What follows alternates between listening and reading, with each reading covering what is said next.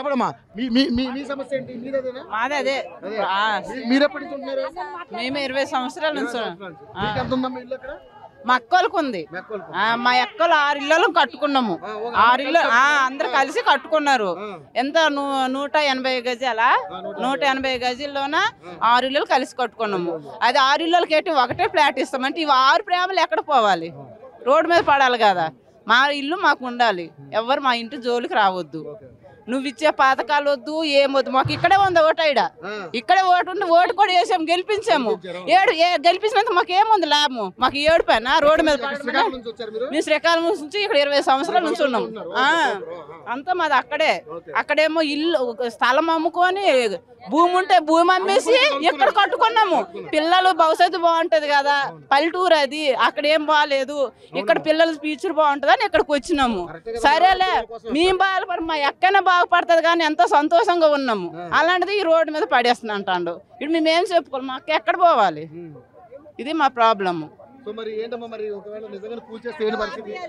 కూర్చొద్దు. మా ఇల్లు మాకు కావాలి. మాకు డబల్ బెడ్రూమ్ వద్దు, ఏమొద్దు. ఆ 2500 ఇస్తున్నాడు, అవి వద్దు. మాకు గ్యాస్ బిల్ వద్దు, మాకు ఏమొద్దు. మా ఇల్లు మాకుంటే చాలు, అంతే. ఇక్కడికి ఆపేసి మా జోలికి రాకుండా ఉంటే మంచిది. ఇదే మేము కోరుకుంటాం. దండం పెడతాను రేవంత్ రెడ్డి.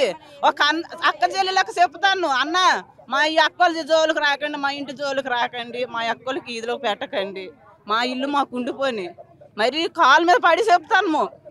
ఎంత బాధతో చెప్తాను ఆలోచించండి. మా ఇల్లు మాకు ఉండిపోతే చాలు. మేము ఇప్పుడు 10 రోజులు అయ్యింది. ఇల్లు లేవు, తిప్పలు లేవు, బయటే ఉన్నాము.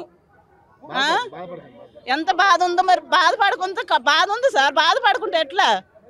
కష్టపడి మేమేమి ఇది కాదు. ఇక్కడ ఒక ఊరు నుంచి వచ్చినామంటే ఇక్కడ మేమేం చేస్తాం? కష్టపడితేనే కదా మాకు రూపాయి వస్తుంది. ఆ కాలు ఈ కాలు పట్టుకుంటా, ఆ కంపిల్లా ఈ కంపిల్లా ఆ మాల పనులు చేసుకుంటా బతికిన వాళ్ళం మేము. మేము జాబులు చేసుకున్న వాళ్ళం కాదు, చదువుకున్న వాళ్ళం కాదు. హౌస్ పీకింగ్ పని చేసేటోళ్ళం మేము. నిజంగా చెప్తాను, మేము హౌస్ పీకింగ్ పని చేస్తామంటే ఆఫీసులో ఎట్లుంటుందో మీకు తెలుస్తుంది కదా సార్. చెప్పండి ఒకసారి.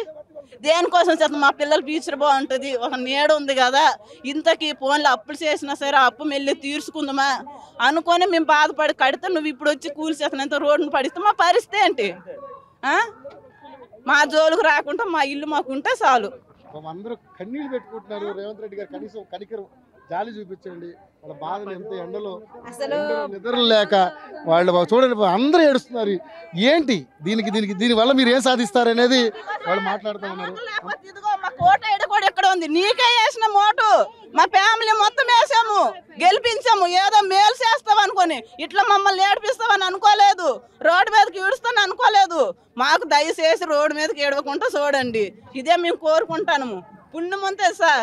మా పిల్లలతో ఉన్నాము, మీరు బాధ పెట్టకండి. మా అంటే బాధ పెడితే మీ పిల్లలతో మీరు ఉన్నారు, మీరెంత బాధపడతారు?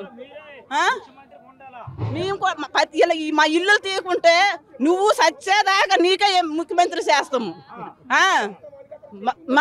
నా తరపున నీ ఓట్లు తెప్పిస్తాను. నా కుటుంబం, నా ఫ్యామిలీ ఎంతవరకు ఉంటుంది, నా శ్రీకాకుళం మొత్తం ఓట్లు నీకే తెలుసునా.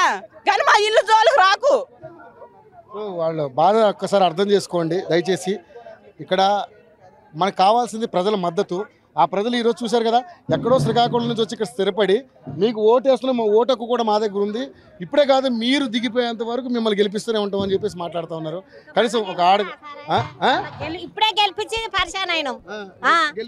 గెలిపియా మీకు అవసరమే లేదు, మాకు అవసరమే లేదు. ఒకవేళ మీ ఇల్లు మీకు ఉంచితే అసలు గెలిపించే పొరపాటు చేసినాం. గెలిపించే పొరపాటు అయింది. కేసీఆర్ ఉన్నప్పుడు ఇవన్నీ కాలే. మంచి ఎక్కడ గొంగళ అక్కడనే ఉంది మంచిగా. మాకు నీళ్లు లేవు, ఎంతో దూరాన్ని పోయి తెచ్చుకుందాము. మాకు అట్లాంటిది నల్లలు వేసిండు. మాకు 2000 పింఛన్ ఇస్తుండు మాకు ముసలోళ్ళకు. మరి ఈయన ఏది? మొత్తానికైతే రకరకాల ఇష్యూస్ బయటపడతా ఉన్నాయి. వాళ్ళ పాపం అందరూ కూడా బాధపడతా ఉన్నారు. సో తాళిబొట్లు అన్ని తాకట్టు పెట్టుకుని మరి వాళ్ళు ఇక్కడ ఎక్కడెక్కడి నుంచి వచ్చి వలస వచ్చి ఇక్కడ బతుకుతున్నటువంటి వాళ్ళ పిల్లల భవిష్యత్తు బాగుండాలని ఈరోజు ప్రాంతాలని కాకుండా, ఏరియాలని కాకుండా వాళ్ళు ఎంతో ఇదిగా హైదరాబాద్ నమ్ముకొని ఇక్కడ వచ్చి ఏదో కాస్త డబ్బులు ఎక్కడో ఊళ్ళో ఉన్న ఆస్తి అమ్ముకొచ్చి ఇక్కడ కొనుక్కుంటే ఈరోజు అవి కూడా కూల్చేస్తే వాళ్ళు ఎక్కడికి పోవాలి? రోడ్డు మీద పడేయద్దు, మీకు దండం పెడతా అని చెప్పేసి మరి మొత్తుకుంటున్నటువంటి పరిస్థితి. సో గవర్నమెంట్ కొంచెం ఆలోచన చేయాలని మనస్ఫూర్తిగా కోరుకుంటున్నాను. Vote studio.